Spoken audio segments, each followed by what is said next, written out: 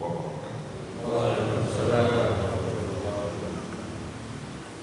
Al-Fatihah. A'udzubillahi minasyaitonir rajim. Bismillahirrahmanirrahim. Alhamdulillahirabbil alamin arrahmanir rahim maliki yaumiddin.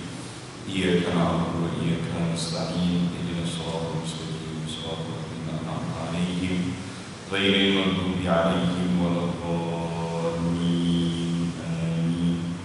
A'udzubillahi minasyaitonir rajim. Bismillahirrahmanirrahim. Rabbana atina min ladunka rahmatan wa hayyi' lana min amrina rasyada. Rabbi zidni 'ilman warzuqni fahma. Rabbi shrah li sadri wa yassir li amri wahlul 'uqdatam min lisani yafqahu qawli.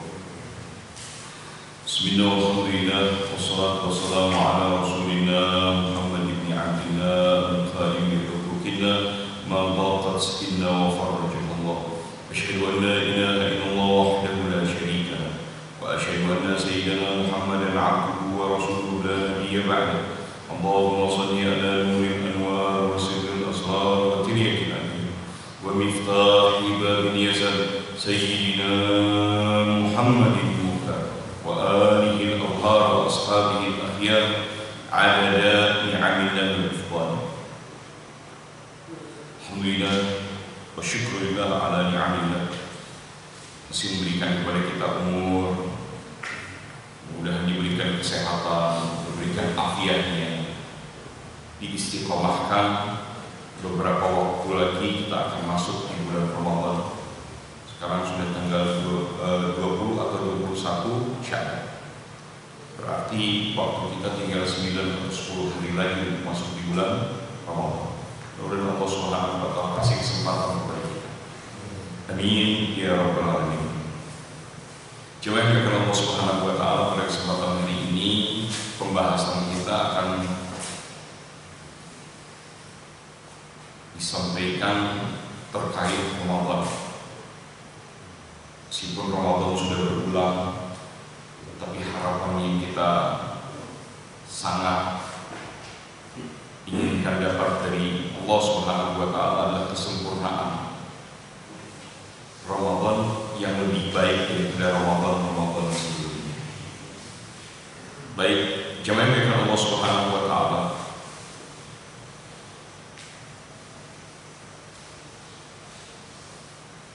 definisi terkait dengan Ramadan itu sekaligus menjadi batasan hukum.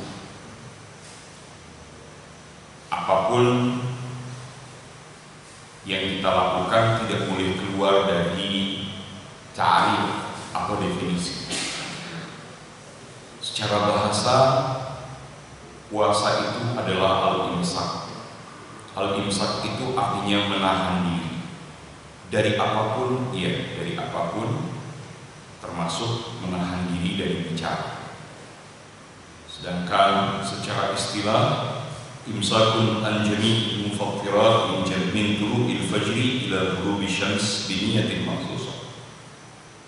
Menahan diri dari apa saja yang membatalkan puasa, sejak terbit fajar hingga terbenam matahari dengan niat tertentu.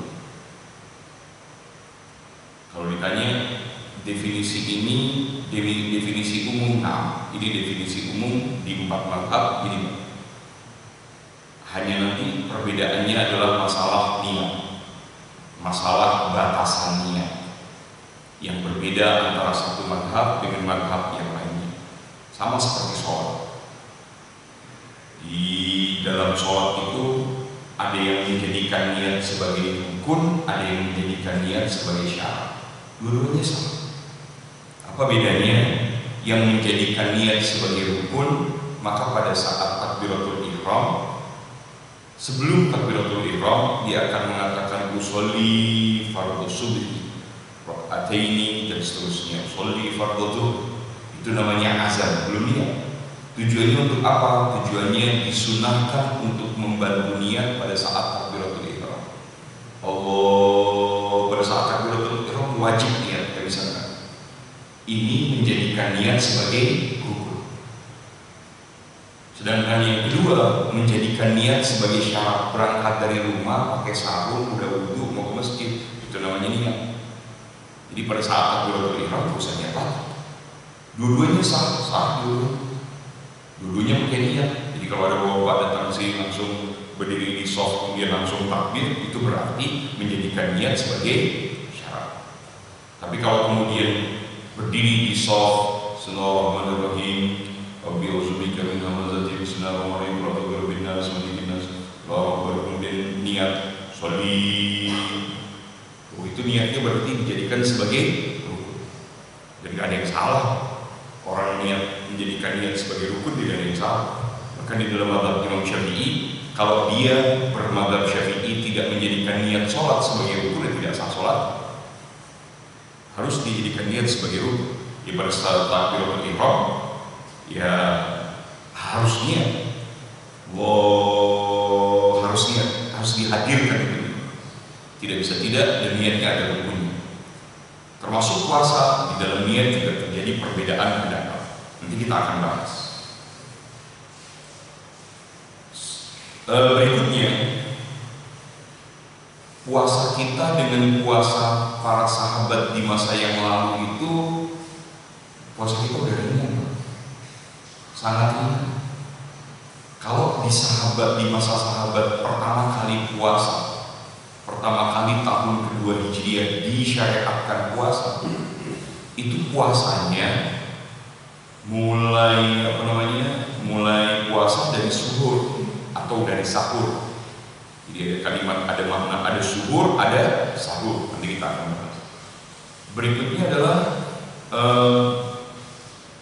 berbuka. Bukanya adalah adzan maghrib atau setelah terbenam matahari. Mungkin sama dengan kita. Tapi setelah tidur dan setelah sholat isya, atau setelah tidur, bukan dan setelah sholat isya atau setelah tidur, itu sudah tidak boleh lagi makan, minum, dan melakukan apa yang membatalkan puasa sampai maghrib besok. Itu puasa pada awal Islam. Sampai kemudian Allah ringankan, Allah bolehkan makan, bolehkan minum, dan bolehkan bergaul suami istri. Di mana? Jadi kita ini puasanya sudah ringan.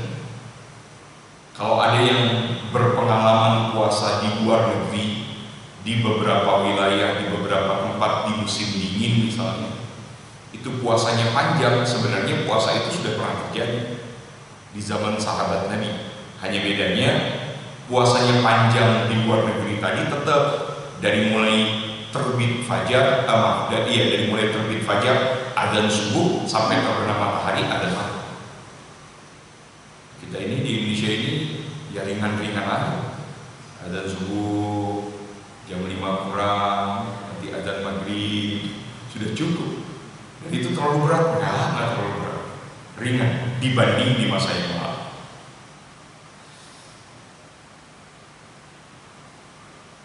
Kewajibannya jelas, tidak boleh ada yang mengingkarinya. Siapa saja yang mengingkari hukum kewajiban puasa Ramadan itu dihukumkan keluar dari Islam. Itu pun jika dia mengetahui dan pasti hukumnya. Jika dia tidak mengetahui hukumnya, seperti baru saja masuk Islam atau tinggal di tempat yang jauh dari ulama, maka tidak dihukumkan keluar dari Islam. Cuma yang berkata Allah Subhanahu wa Ta'ala, Sayyidina Anas dan Sayyidina Abdullah bin Mas'ud berbeda pendapat terkait dengan makna Ramadan. Sayyidina Anas bin Malik radhiyallahu ta'ala anhu memaknai Ramadan itu dimaknai bahwa semua amal yang dilakukan di bulan Ramadan, apakah amalan sunnah ataukah amalan wajib, itu seluruhnya menghapuskan dosa. Tapi Sayyidina Abdullah bin Mas'ud mengatakan bahwa Ramadan itu dari kalimat ramdha, artinya bahwa Ramadan itu dijadikan nama Ramadan pada saat permulaannya, karena pada saat itu musimnya lagi musim panas, musim yang sangat panas. Nah, kedua-duanya ini diambil oleh para ulama. Ramadan diambil di musim yang sangat panas, dan kenyataannya adalah Ramadan dengan semua amalan yang dilakukannya dipastikan menghapuskan dosa.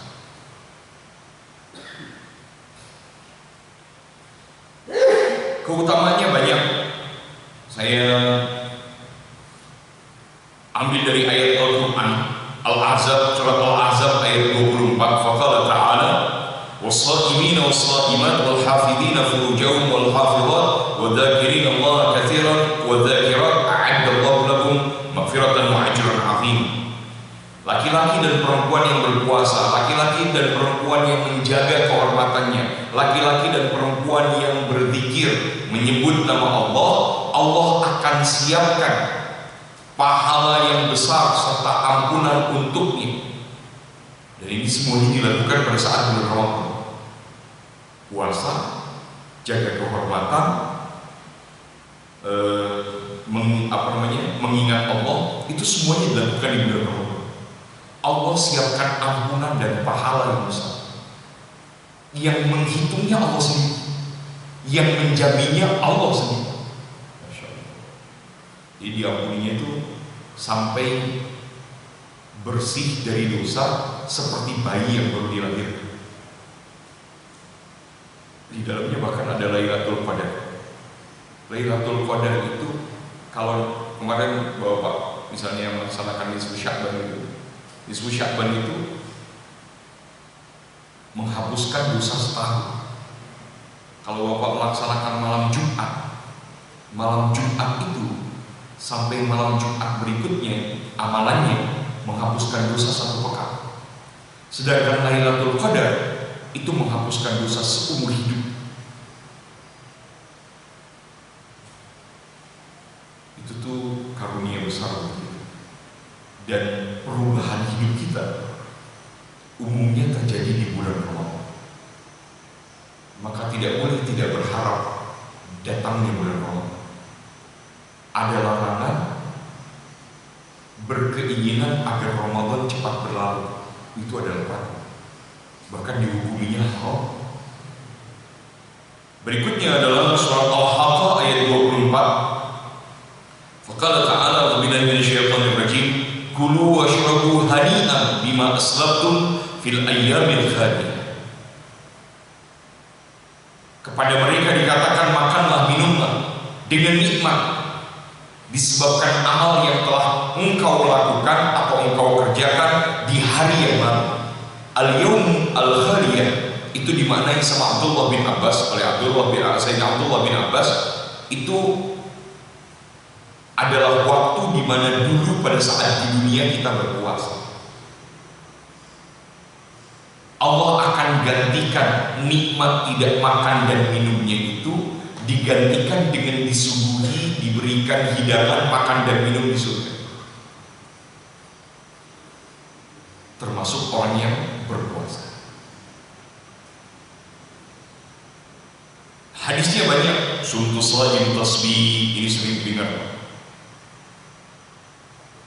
Atau hadis yang lain, "Lau adzina Allah Ta'ala lis-samawati wal ardi an takallama labasyarta man shama syahr Ramadan bil jannah." Jika langit dan bumi beserta isinya diberikan sama Allah izin untuk berbicara, maka dia akan mengabarkan kepada umat Nabi Muhammad yang berpuasa di bulan Ramadan bahwa Allah sudah menyiapkan surga untuknya. Kalau boleh mereka berbicara, kasih kabar sama kita, kasih kabar sama kita, Masya Allah. Berikutnya Nabi mengatakan, hadis riwayat Abu Ya'la, "Lau ya'lamul ibad ma fi Ramadan latamannat ummati an takuna as-sana kulluha Ramadan." Seandainya hamba Allah, khususnya umat Nabi Muhammad SAW, tahu apa yang Allah letakkan di bulan Ramadan, maka mereka akan berharap seluruh bulan itu adalah Ramadan. Seluruh bulan Ramadan. Nggak pengen berhenti, nggak pengen cepet-cepet.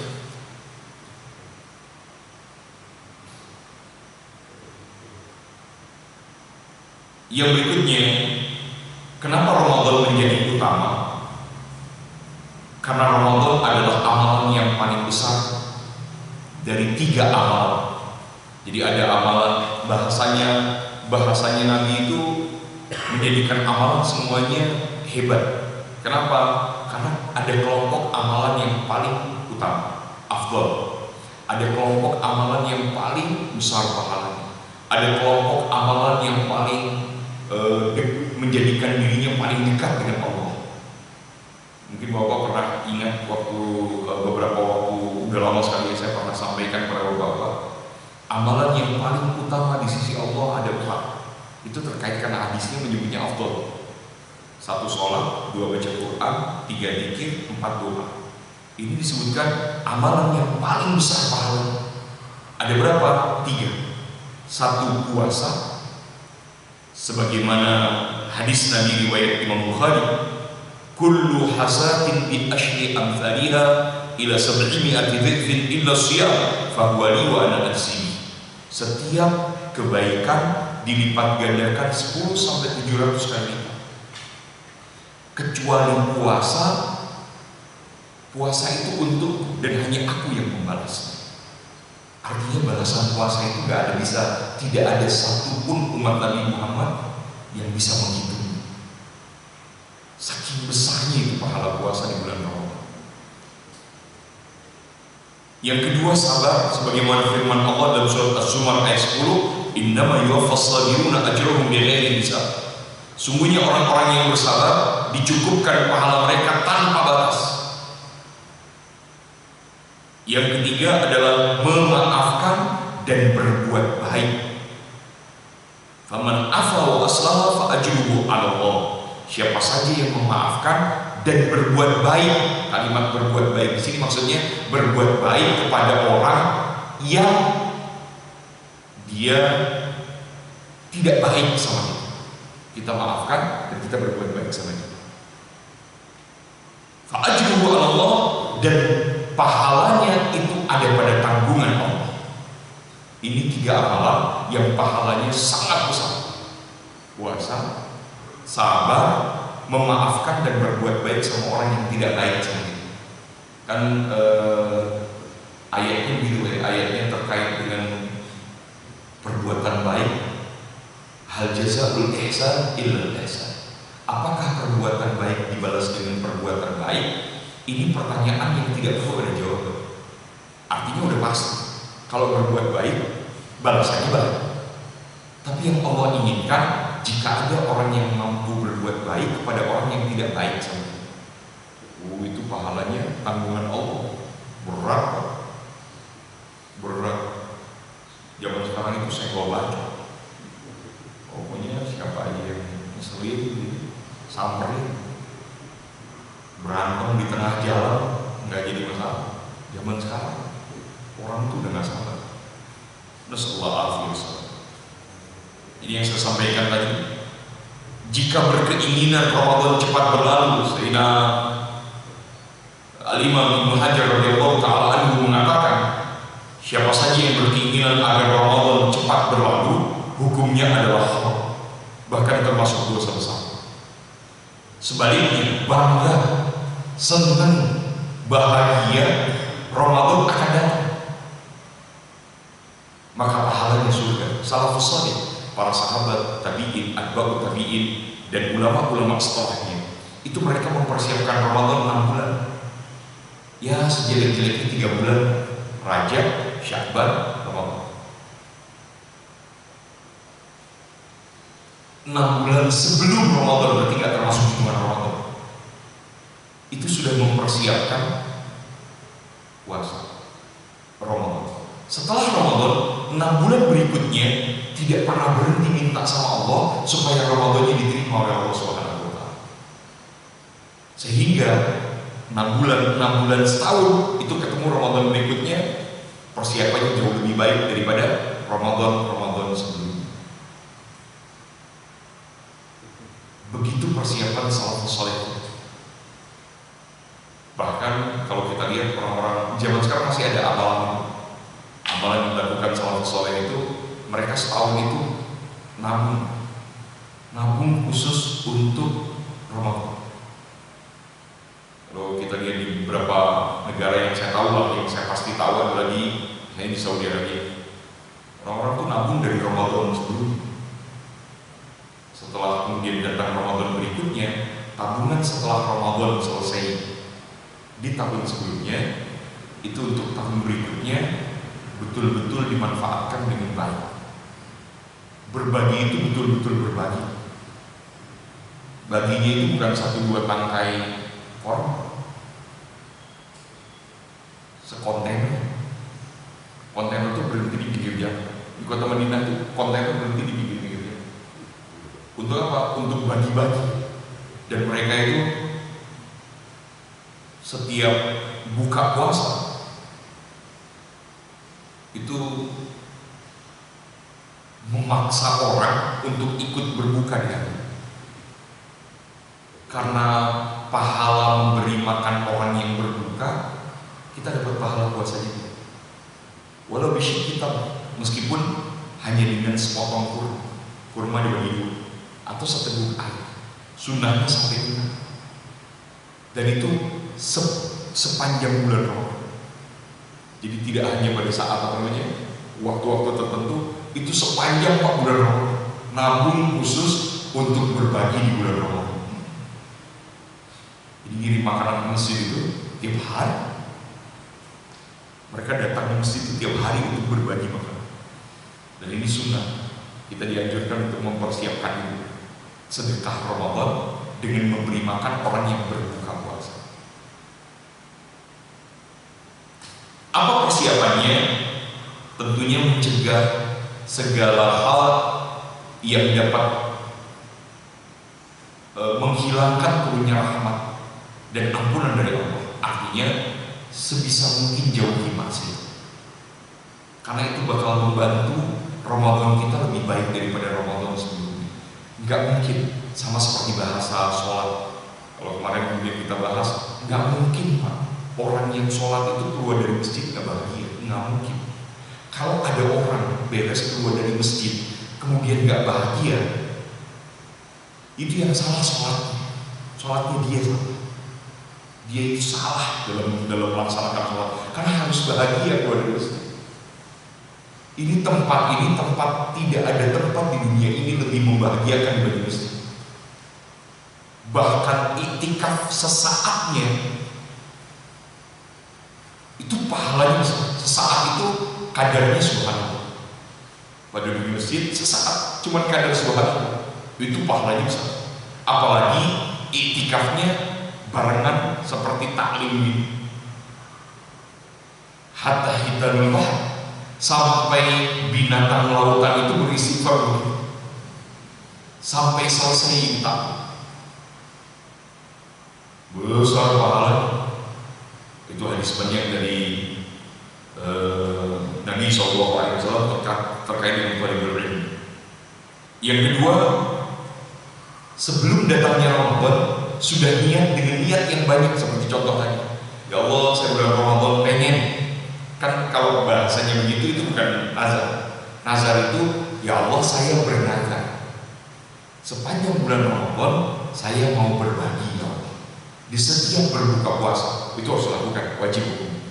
Tapi kalau berkeinginan, tidak ada kalimat nazar berarti dalamnya. Ya Allah, nanti sebulan Ramadan besok ini pengen ya Allah kasih makan orang yang berbuka. Di sepanjang bulan Ramadan itu ternyata nggak bisa semuanya, ya nggak apa-apa. Yang penting niat itu udah dapat. Nggak bisa semuanya, niatnya semuanya udah. Ya Allah, niat sebulan Ramadan besok nggak boleh bolong gitu ya, sholat tarawih nggak boleh. Jangan sampai ada satu yang bolong. Sholat tarawih kemudian disebut qiyamul lail, itu khusus Nabi ajarkan di bulan Ramadan. Ada sholat khusus namanya tarawih.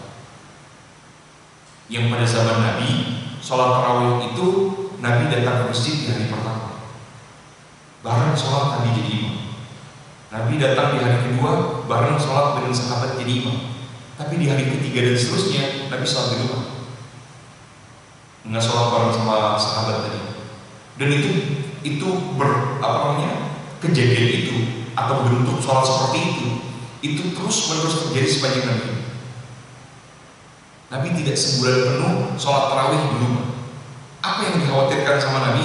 Nabi khawatir kalau sholat tarawih ini menjadi wajib, dari sunnah menjadi wajib, dan itu memberatkan umat Nabi Muhammad SAW. Sehingga sahabat tetap melaksanakan sholat tarawih, tapi berkelompok-kelompok atau sendiri-sendiri. Di masjid itu banyak jamaah. Ada orang yang sholat sendiri, ada yang sholat berjamaah. Sholat sunnah tarawih sepanjang Nabi, sepanjang Nabi. Sampai meninggal dunia masih dilanjutkan sama Sayyidina Abu Bakar radhiyallahu ta'ala sholat seperti ini. Bahkan kemudian Sayyidina Abu Bakar menambahkan di 10 malam Sayyidina Ka'ab bin Ubay radhiyallahu ta'ala menjadi Sayyidina Ubay bin Ka'ab. Beliau menjadi imam di 10 malam pertama, 10 malam kedua, tapi tidak menjadi imam di 10 malam terakhir. Di zaman sepanjang zaman Khalifah Abu Bakar radhiyallahu ta'ala mengikuti Nabi. Jadi di sisa 10 malam masing-masing itu berlanjut sampai awal kepemimpinan Sayyidina Umar di tahun 14 Hijriah. Tarawih itu kemudian disatukan menjadi satu di satu masjid dengan satu imam sepanjang bulan Ramadan sejak tahun 14 Hijriah oleh Sayyidina Umar bin Khattab radhiyallahu ta'ala. Para sahabat kemudian bertanya, wahai Umar, Nabi tidak melakukan apa yang kau lakukan? Apa kata Sayyidina Umar? Aku tidak khawatir lagi. Tidak khawatir lagi syariat ini berubah, Nabi udah enggak ada. Dan itu kemudian disetujui oleh Sayyidina Umar, oleh sahabat Nabi, dilaksanakan di zaman Sayyidina Utsman, dilaksanakan juga pada zaman Sayyidina Ali radhiyallahu ta'ala. Berapa rakaat Sayyidina Umar melaksanakannya? Terjadi perbedaan para ulama. Ada yang mengatakan melaksanakannya 8 rakaat, ada yang mengatakan melaksanakannya 32 rakaat, ada yang mengatakan 20 rakaat. Jadi nggak usah ribut, mau 8, mau 20, bebas. Karena minimalnya 2 rakaat. Bapak 2 rakaat beres sholat tarawih pulang nggak apa-apa. Asal nama lu aja dilihat sama orang. 2 rakaat beres sholat itu terus pulang. Karena minimalnya 2 rakaat. Minimalnya 2 rakaat sudah dapat sunnahnya tarawih. Nah, sudah dapat sunnahnya tarawih. Jadi ada kelompok, kalau di Indonesia ini ada kelompok satu masjid, ada yang 8, ada yang 20. Yang 8 selesai pulang, yang 20 lanjutin, nggak ada masalah. Karena minimalnya adalah 2 rakaat. Jangan sampai ditinggalkan. Salah satu ibadah yang tidak ditinggalkan oleh Nabi di bulan Ramadan adalah tarawih. Kenapa disebut tarawih? Karena setiap 2 rakaat istirahat. Nah, istirahatnya dipakai dengan apa? Dipakai dengan zikir, dipakai dengan doa. Setiap 2 rakaat. Tidak diperkenankan, bahkan sepakat mazhab, enggak di sholat sunnah yang lain boleh, tapi untuk tarawih tidak diperkenankan. Sholat tarawih 4 rakaat 1 kali salam, enggak diperkenankan. Tapi sholat sunnah yang lain boleh. Sholat sunnah yang lain diperkenankan. Bapak-bapak mau sholat sunnah, misalnya sholat sunnah duha 4 rakaat sekaligus 1 kali salam, lah nggak sah. Tapi afdolnya 2 rakaat salam, 2 rakaat salam. Tapi dibolehkan 4 rakaat kemudian 1 kali salam. Khusus untuk tarawih tidak diperkenankan. 2 rakaat salam, 2 rakaat salam. Kenapa? Karena diajarkannya oleh Nabi sebagai kekhususan di bulan Ramadan. Khusus di bulan Ramadan. Dan tata caranya Nabi ajarkan. Sehingga 2 rakaat salam, 2 rakaat salam itu harus dilakukan. Jadi tidak sah 4 rakaat 1 kali salam. Meskipun kemudian ada yang mengatakan boleh. Di mazhab yang lain ada yang mengatakan boleh, tapi itu qaulnya bukan qaul masyhur. Maksud ada pendapat itu tapi tidak masyhur. Itu dia. Kita lanjutkan. Apa persiapan berikutnya? Persiapan berikutnya adalah Ramadan tahun ini harus lebih baik daripada Ramadan berikutnya. Dan yang terakhir, selain menghadiri majelis, sebisa mungkin sepanjang Ramadan kita hanya berkumpul dengan orang-orang yang baik. Yang baik itu ukurannya adalah ngajak kita menuju kepada kebaikan. Jangan sampai kumpul dengan orang-orang yang tidak baik. Baik, kita lanjut kepada pembahasan yang tadi terkait dengan niat. Di mazhab Imam Syafi'i, niat Ramadan itu ada 3 rukun. 1 ta'yin, 2 tikrar, 1 ta'yin, 2 tikrar, yang ketiga adalah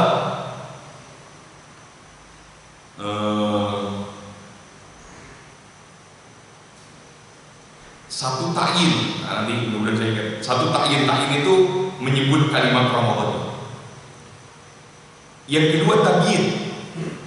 Tabyid itu artinya wajib dimalamkan.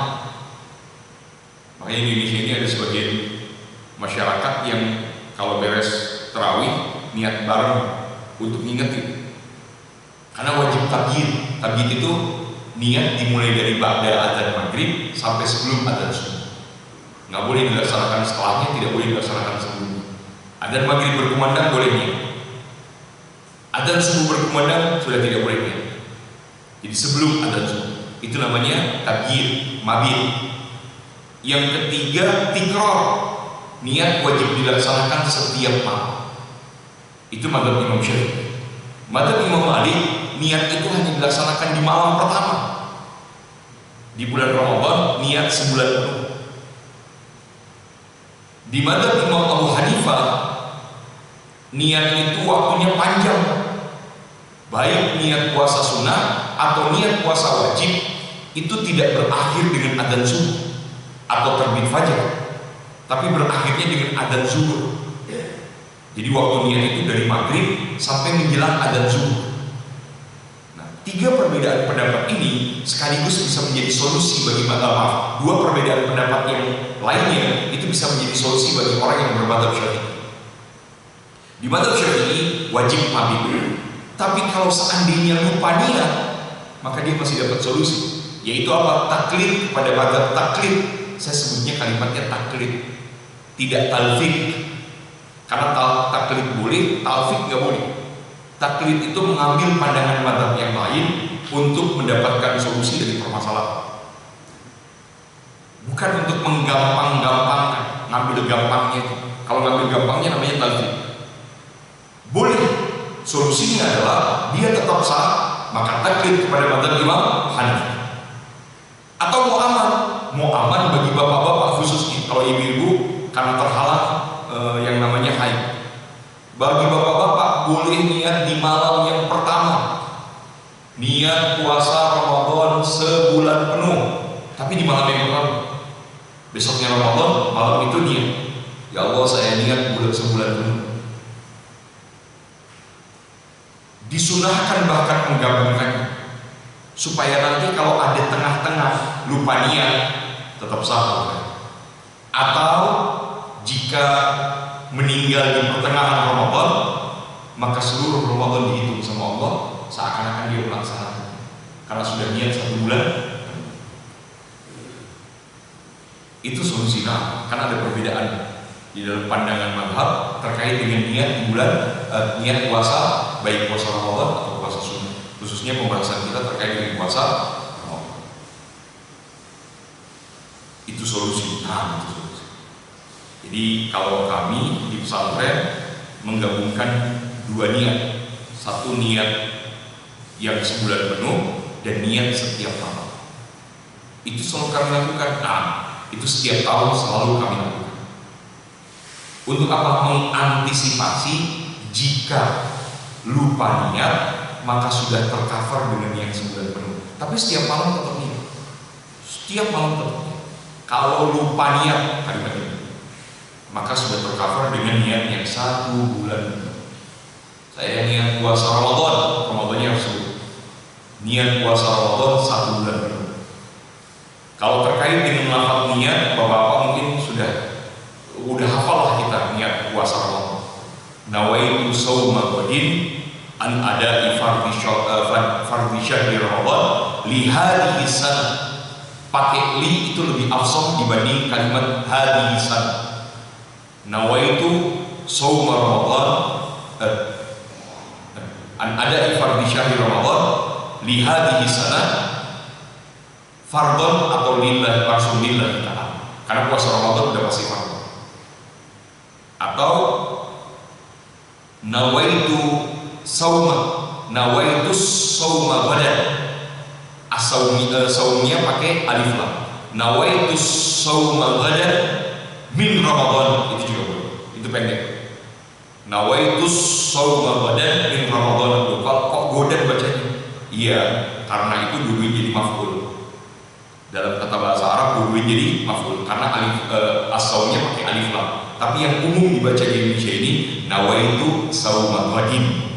Enggak pakai alif lam. Saum. Sah nggak kalau pakai alif lam dibacanya badin? Sah saja, Pak. Sah saja. Tapi kalau untuk orang yang berilmu aneh gitu kedengarannya. Kenapa? Karena bertentangan dengan tata aturan tata bahasa Arab. Kalau dalam bahasa Indonesia mah orang aman-aman aja, Pak. Aman. Maaf ya, bukan muhrim. Aman aja. Kalau yang betul, maaf bukan mahram. Muhrim itu artinya orang yang lagi haji sama umroh. Pakai muhrim ihram, namanya muhrim. Yang lagi ihram atau yang lagi perempuan yang lagi niat ihram, niat haji umroh, namanya muhrim. Kalau orang yang tidak boleh dinikah, kebalikan dari ajnabi adalah mahram. Samawa ya, semoga samawa, sakinah, mawadah dan warahmah, nggak apa-apa juga. Padahal wa itu adalah ya paham-paham aja, nggak ada masalah. Itu bahasa Indonesia. Sama seperti orang mengikuti insya Allah dan insya Allah, nggak ada pengaruh. Nggak ngaruh. Insya Allah dengan insya Allah nggak ngaruh, karena bahasa Indonesia nggak ada artinya. Kalau ditulis pakai bahasa Latin itu sepakat, Pak, nggak ada artinya. Sepakat orang nggak ada artinya. Jadi nggak usah diikutin, Pak. Insya Allah dengan insya Allah nggak. Kalau pakai bahasa Indonesia nggak ada maknanya. Secara tulisan, tapi secara ucapan bermakna. Tapi secara tulisan tidak bermakna. Jadi nggak ngaruh. Makna menciptakan Allah nggak ada. Padahal jadi nggak gitu. Sama seperti Bapak ASS WR WBR. Orang udah paham. Artinya assalamualaikum. Niatnya dia mengucapkan assalamualaikum. Tapi tulisnya disingkat. ASS WR WBR ini nggak apa-apa juga. Bagusnya tulisnya lengkap. Assalamualaikum warahmatullahi wabarakatuh. Disingkat assalamualaikum WR ini nggak ada masalah juga. Kenapa? Karena itu tulisan. Secara tulisan nggak ngaruh. Secara ucapan baru ngaruh. Di bahasa Latin itu sebenarnya tidak berpengaruh, kecuali kalau nulisnya pakai koidah penulisan bahasa Arab dengan bahasa Latin yang di atasnya itu ada garis. Kalau O A tapi ada garis di atas, itu penulisannya pakai koidah. Tapi kalau penulisannya biasa-biasa, nggak usah biasa aja, nggak usah diikuti. Orang sekarang semuanya diikuti, semua diikuti. Nggak usah lah, repot diikuti kayak gini. Sudah jauh kemana-mana, esensinya hilang. Esensinya itu jadi bahan lelucon sama santri. Ngeributin insya Allah dan insya Allah itu justru jadi bahan lelucon sama santri. Ngapain sih diikutin gitu doang, diikutin gitu. Apa gitu? Kecuali kalau tulisan Arab, apa betul. Kan sekarang handphone bisa tulisan Arab. Dan kita sekarang handphone kan enak, gak usah ngerti. Ngomong aja bisa jadi tulisan. Ngomong aja bisa jadi. Saya kalau balas ke Pak Lukman, ngomong, Pak. Jadi tulisan ngomong. Maka Pak Lukman, insya Allah, jadi tulisan. Mau pakai bahasa Arab, tinggal di setting tulisannya Arab. Mau pakai bahasa Arab, jadi tulisan bahasa Arab.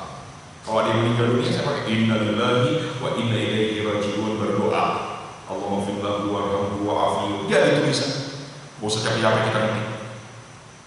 Jadi bisa solusi. Baik. Jika ada orang yang tidak berpuasa di bulan Ramadan dan dia mukallaf, dia balik, dia berakal, tapi nggak puasa Ramadan tanpa uzur, bagaimana pandangan mazhab? Saya ambil pandangan mazhab umum dulu, baru kemudian pandangan yang lain. Pandangan mazhab umum, maka satu hari yang dia tinggalkan wajib dia ganti dengan satu hari lain. Tapi ada yang berpandangan, ini penting. Al-Imam Rabi'ah radhiyallahu ta'ala anhu wajib mengqadha untuk tiap-tiap hari yang ditinggalkan dengan 12 hari. Satu hari tinggalin, 12 hari diganti. Karena dia mukallaf dan dia dia tinggalkan puasa tanpa uzur. Yang kedua, pendapat Al-Imam Ibnu Musayyib radhiyallahu ta'ala anhu, beliau ini mu'tabar nih, wajib mengqadha untuk tiap hari yang ditinggalkan dengan sebulan. Yang paling galak ini adalah pendapat Imam An-Nakhai radhiyallahu ta'ala anhu, wajib mengqadha untuk tiap hari yang ditinggalkan dengan 1000 hari. Berarti 30 hari, 30.000 hari. Apa maksudnya? Kenapa sampai ada pendapat seperti itu? Agar tidak ada orang yang meremehkan puasa Ramadan. Masih ada Pak, orang berpandangan kalau azan belum selesai masih boleh makan. Jadi itu nggak ada, diajar Nabi nggak ada. Nabi nggak ngajar begitu. Azan subuh masih berkumandang, itu artinya masih boleh makan. Azan subuh berkumandang udah nggak boleh makan. Tahan makan minum, bahkan 10 menit kurang lebih loh sebelum azan subuh disunahkan untuk imsak. Makanya di Indonesia ada istilah imsak, istilah doang. Itu untuk ngebantu aja. Meskipun nggak dianjurkan untuk masjid imsak, nggak dianjurkan. Tapi boleh. Di Malaysia nggak ada, Singapura apalagi kan? Imsak di Indonesia doang ada. Dan itu ngebantu kita untuk ngingetin bahwa 10 menit lagi itu azan subuh. Sunnah untuk nahan diri, sunnah untuk nahan diri. Dan masih ada yang berpandangan bahwa merokok itu tidak membatalkan puasa. Dari mana ceritanya? Nggak usah rokok, obat asma saja batal puasa. Karena obat asma ada bubuk. Beda dengan aroma, pakai fix, pakai apa namanya? Pakai apa sih? Aromaterapi dulu. Ini kayak gini. Ini asap saja, nggak batalin puasa. Ada aromanya maksudnya. Itu tidak batalkan puasa. Tapi kalau ada bubuk yang masuk, ada jirim sebutnya bahasanya, batal puasa. Merokok itu batalin puasa. Menghirup rokok batal puasanya. Karena ada jirim, ada nikotin yang masuk. Gimana ceritanya? Nggak usah itu lah. Shisha itu kan tidak ada yang dihirup masuk ke dalam. Jadi cuma ngerasain sama kayak itu Pak, sama kayak orangnya, sama kayak orang yang pertama kali pakai apa namanya? Sekarang teh yang elektrik Pak. Vape itu. Itu kan pertama kali dia pakai pasti dia nggak akan ngomong itu asap. Tapi lama-lama ditahan juga itu asap itu. Terus dikeluarin. Nah itu ada jiri yang masuk ke dalam, ada benda, ada bubuk yang masuk ke dalam, dan itu batal. Itu batal puasa. Masih ada yang begitu pemahaman. Enggak batal. Kata siapa nggak batal? Coba siapa yang mau nggak batal? Kata siapa? Masih ngotot. Kenapa? Karena bukan makanan, ada jiri. Apa sih namanya itu kalau obat asma itu fentolin apa? Itu kan bubuk yang masuk. Batal. Dan itu sepakat. Ya. Kalau uap enggak, asap gini enggak. Asap gini tidak. Jadi aroma, jadi cuma uap aroma itu tidak. Tapi ada bubuknya. Karena disebutnya ada bubuknya, ada apa namanya? Ada jiri, ada benda yang masuk meskipun sedikit. Jadi itu yang membatalkan karena ada benda yang masuk meskipun sedikit. Kalau berbentuk uap, dia berbentuk uap, fentolin itu. Iya, kan ada yang buat regulator itu. Yang sekarang. Dari dulu begitu. Tapi di sini sebutnya batal. Fentolin itu batal. Karena dia kalau bentuknya kayak gini ada juga. Bentuknya seperti ini, yang di set gitu. Yang kayak gini bentuknya uap. Tapi nggak ada ciri yang masuk, nggak ada benda yang masuk. Kalau benda ya pasti ada karena itu kan ada kandungan obatnya. Oh, itu berarti maksudnya mungkin kandungan obatnya. masukin karena batal. Asma itu membedakan dengan apa? Itu membedakan dengan aroma. Karena kalau aroma saja tidak membatalkan. Aroma saja itu tidak membatalkan. Aroma masakan itu nggak batal. Tapi kalau obat yang dimasukkan itu batal. Di mana? Di lubang normal. Lubang normal itu mulut, telinga, mata nggak termasuk. Hidung termasuk. Rongga hidung termasuk. Bukan rongga hidung, lubang hidung, bukan rongga hidung. Jadi yang disebut hidung itu adalah lubang, bukan rongganya. Mulut juga bukan rongga mulut, tapi tenggorokannya. Mulut berarti rongga mulut, tenggorokan. Hidung berarti lubang hidung. Kemudian telinga, lubang telinga. Serta kubul dan itu membatalkan. Itu disebut lubang normal. Selain lubang normal itu tidak membatalkan, kecuali misalnya kasus suntik. Suntik itu batal kalau yang dimasukkan adalah makanan, seperti di infus. Tapi kalau yang dimasukkan obat itu tidak membatalkan. Kayak suntik misalnya sekarang suntik apa namanya? COVID, vaksin COVID itu tidak membatalkan. Tapi kalau yang dimasukkan makanan itu mengenyangkan. Bapak divaksin COVID mengenyangkan? Enggak, mengenyangkan. Kalau yang tadi kalau obat asma itu bisa itu. Bisa dan hidup. Bisa. Jadi dihirup. Enggak Sudah mulut begitu. Tapi hidup termasuk lubang normal. Kalau mata nggak termasuk lubang normal, meskipun ibu bapak pakai obat mata yang terasa di tenggorokan itu tidak termasuk lubang normal. Karena umumnya jarang ada yang memasukkan sesuatu ke mata. Maksudnya masukkan sesuatu ke mata tuh masuk sengaja dimasukkan seperti kita memasukkan ke hidung dan ke mulut. Kecuali obat mata. Tapi umumnya memang tidak masuk ke mata gitu.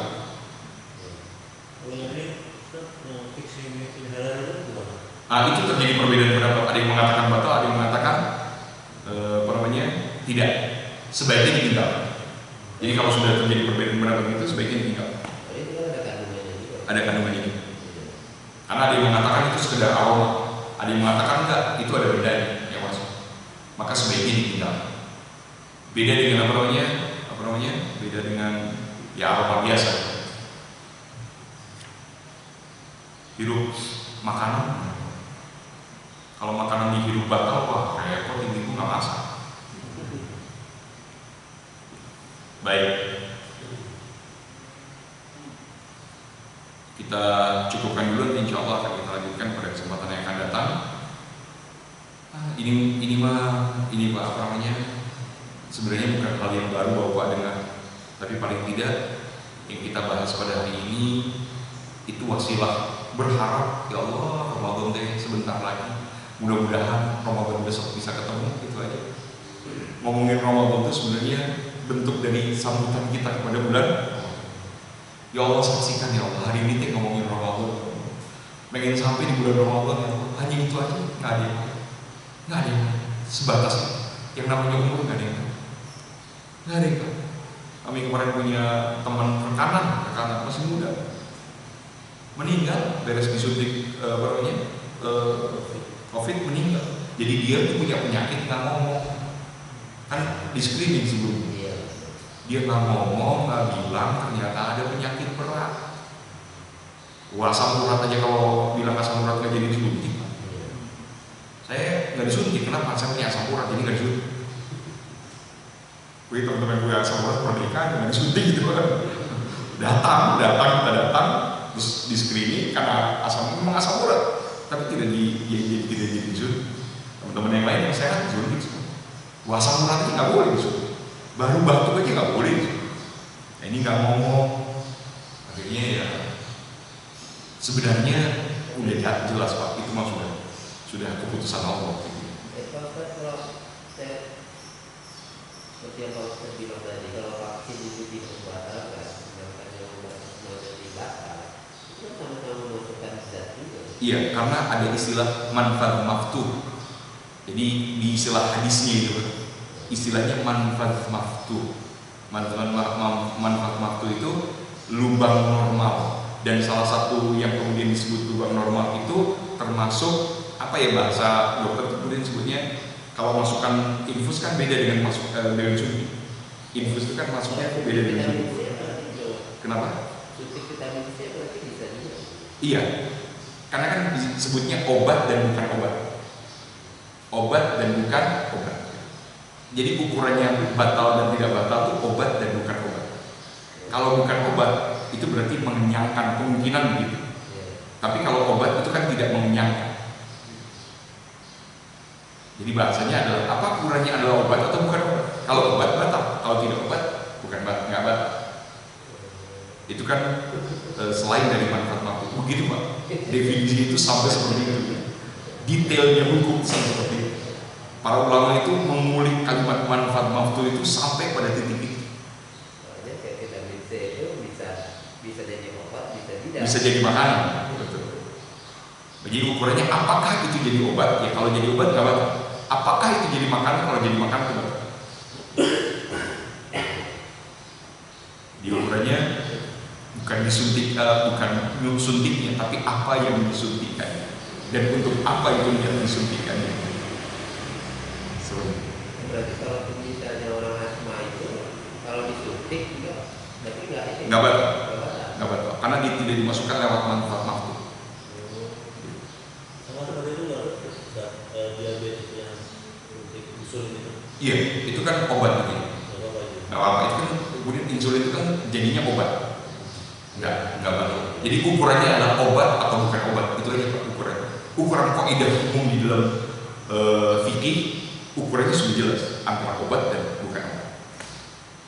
Oh ini bisa jadi obat, bisa jadi bukan obat. Ya, ini untuk apa? Untuk obat atau bukan obat itu? Baik lagi misalnya. Kalau luka mengeluarkan darah itu batal? Kenapa? Luka mengeluarkan darah. Luka mengeluarkan darah tidak dibatalkan, tapi hijauan makruh.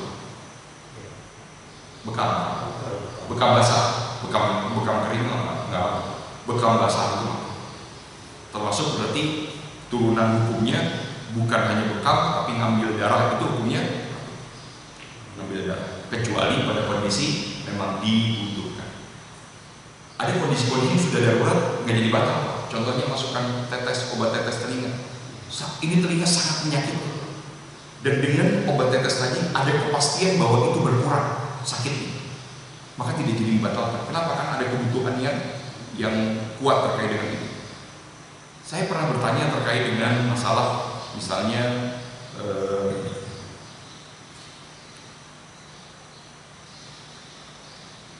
operasi gitu. Bukan operasi namanya, orang yang datang ke dokter gigi. Dokter gigi itu kan sudah pasti mengeluarkan darah dan ada yang tertelan dan lain sebagainya gitu, untuk membersihkannya. Para ulama untuk urusan ini akan masuk di dalam kaidah hukum, apakah itu sampai pada tingkat darurat? Itu kan jawabannya. Kalau itu sudah sampai pada tingkat darurat, maka para ulama berbeda pendapat antara boleh dan tidak boleh terkait dengan masalah ini. Nah, ukuran daruratnya itu harus ukuran dokter, bukan ukuran orangnya. Kalau ukurannya dokter bilang mengatakan bahwa ini sangat darurat dan nggak bisa enggak, pasti akan ada yang tertelan, bahasanya bukan ditelan, tapi tertelan. Karena sebenarnya bukan tidak dianjurkan untuk ditelan, tapi ada yang tertelan, maka bisa tidak membatalkan puasa karena daruratnya tadi. Tapi kalau kemudian tidak darurat, ukuran tidak darurat itu mengukurnya kita sendiri nggak boleh. Sampai sakit yang boleh tidak puasa, sakit yang boleh tidak puasa itu ada ukurannya. Satu, sakitnya bakal nambah kalau dia puasa, atau bakal hilang bagian dari tubuhnya kalau dia puasa. Maksudnya tidak berfungsi bagian dari tubuhnya dia puasa. Atau ini akan menyebabkan kematian karena dia puasa. Maka pada kondisi tadi dia wajib tidak berpuasa. Jadi ukurannya bukan sakit pusing kemudian boleh batal, sakit mah kemudian boleh batal. Ini zaman ini, masya Allah, pusing doang batal. Sampai perjalanan itu ada syaratnya, boleh berbuka. Perjalanan itu ada syaratnya, boleh berbuka. Mudik itu syarat berbukanya adalah kalau perjalanannya jauh, dua berhala, 82 km.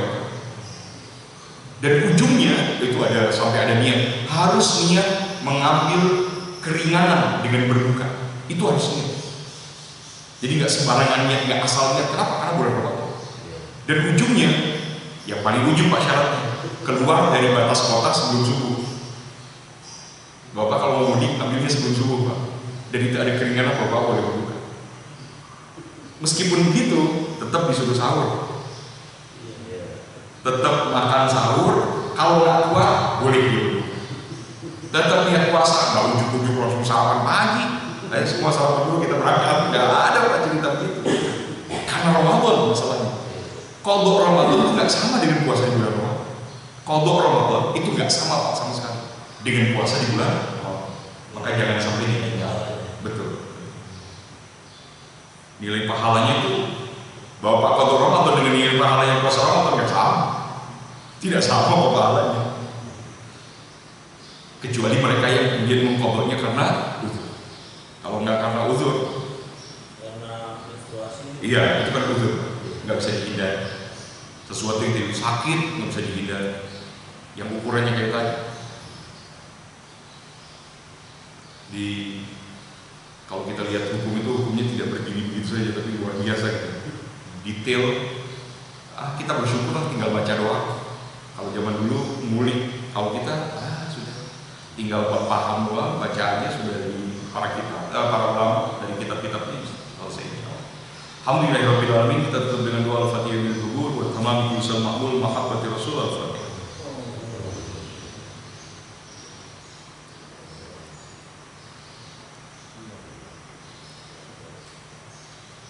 Allahumma shalli ala sayyidina Muhammadin wa alihi wa sahbihi ajma'in. Allahumma bi barakatil Fatihah wa bi mu'jizatil Fatihah wa bi karamatil Fatihah.